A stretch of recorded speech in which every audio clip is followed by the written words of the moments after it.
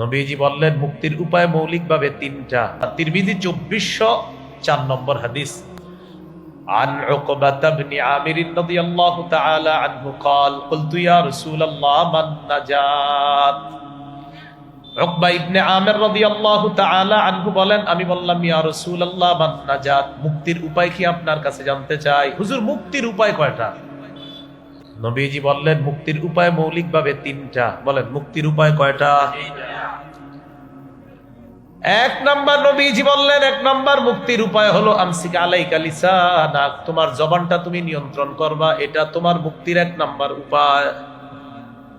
দুই নাম্বার ওয়ালিয়াসাকা বাইতুকা, তোমার ঘর যেন তোমার জন্য প্রশস্ত হয়। এর মানে কাজ শেষ ঘরে ফিরে আসো, কোথাও আড্ডা বাসিতে বসবা না, তোমার ঘর যেন তোমার জন্য সংকুলান হয়। তিন নাম্বার রবকি আলা খতিআতিক, তোমার গুনাহের জন্য তুমি প্রচুর কান্নাকাটি করবা। এই তিনটা মুক্তির উপায় বললেন। এক নাম্বার জবান নিয়ন্ত্রণ করবা, দুই নাম্বার তোমার ঘর যেন তোমার জন্য প্রশস্ত হয়, তিন নাম্বার গুনাহের উপর তুমি কান্নাকাটি করবা।